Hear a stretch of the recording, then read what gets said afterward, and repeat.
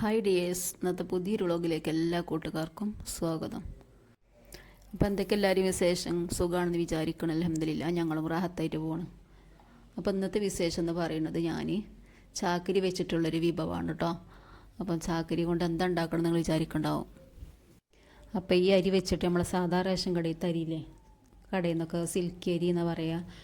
അപ്പോൾ ഈ അരി വെച്ചിട്ട് നമുക്ക് നല്ലൊരു അടിപൊളി പാലപ്പത്തിൻ്റെ അതേ ടേസ്റ്റിലുള്ളൊരു അപ്പം നമുക്ക് ചുട്ടെടുക്കാനായിട്ട് പറ്റും കേട്ടോ. അപ്പോൾ ഞാൻ തലേ ദിവസമല്ല, അതിരാവിലെ വെള്ളത്തിലിടലുണ്ട്. ഒരു 1.5 കപ്പ് അരിയാണ് ഞാൻ വെള്ളത്തിലിട്ടത്.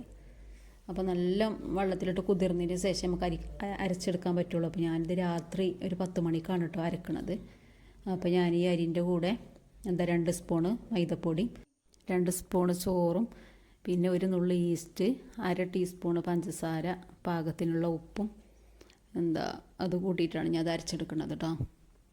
ഒരു പിഞ്ച് അപ്പസോഡയും കൂട്ടുന്നുണ്ട്. അത് ഒന്നിച്ച് അരച്ചെടുക്കുകയാണ്. അപ്പോൾ നല്ല കുതിർന്നാലേ ഇത് നല്ലപോലെ അരച്ചെടുക്കാൻ പറ്റുള്ളൂ കേട്ടോ. അപ്പോൾ നമ്മൾ ഈ പച്ചരി ഇടുന്ന പോലെ പെട്ടെന്ന് വെള്ളത്തിലിടാനും പെട്ടെന്ന് അരക്കാനൊന്നും പറ്റില്ല. ചാക്കരി ആയതുകൊണ്ട് രാവിലെയൊക്കെ വെള്ളത്തിലിട്ട് കഴിഞ്ഞാൽ നമുക്ക് രാത്രി പെട്ടെന്ന് സുഖമായിട്ട് അരച്ചെടുക്കാം കേട്ടോ. അപ്പോൾ നല്ല പുതിർന്ന് കിട്ടും ചെയ്യും. പിന്നെ നല്ല ടേസ്റ്റാണ് കേട്ടോ ഈ അപ്പം കഴിക്കാൻ. അപ്പോൾ ഇത് കറിൻ്റെ ഒന്നും ആവശ്യമില്ല കേട്ടോ, അല്ലാതെയും കഴിക്കാൻ നല്ല ടേസ്റ്റ് ഉണ്ട്. അങ്ങനെ ഞാൻ 2 വാക്കാക്കി അരച്ചിങ്ങാണ്ട് ഇതിൽ പാരുന്നുണ്ട് കേട്ടോ. ഇവിടെ നല്ലപോലെ ഒരു 5 മിനിറ്റ് നമ്മളിത് ഇളക്കി കൊടുക്കണം. ഈസ്റ്റും അപ്പസോഡും എല്ലാം കൂടെ ഒന്ന് മിക്സാകാൻ വേണ്ടിയിട്ട് കേട്ടോ. നല്ല ഇളക്കിയിട്ടാണ് ഞാൻ അത് അടച്ച് വെക്കണത്.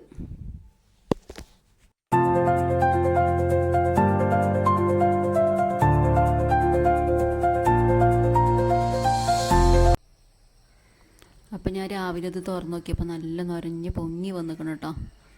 നല്ല അടിപൊളി കിട്ടിയാണ്. അപ്പോൾ നമുക്കത് ചുട്ടെടുക്കാം. അപ്പോൾ ഞാനിത് സാധാ ദോശച്ചട്ടി തന്നെയാണ് ചുട്ടെടുക്കണത്. അപ്പോൾ എണ്ണയൊക്കെ തേച്ചങ്ങാണ്ട് ചുടുമ്പോൾ അതിൻ്റെ ഒരു ടേസ്റ്റ് വേറെ തന്നെയാണ്. അപ്പോൾ ഞാൻ ഇവിടെ എല്ലാവർക്കും ഈ ചട്ടിയിലാണ് ദോശയൊക്കെ ചുട്ടാൽ ഇഷ്ടം കേട്ടോ. അപ്പോൾ ഞാൻ ഈ ചട്ടിയിൽ തന്നെയാണ് ചുട്ടെടുക്കണത്.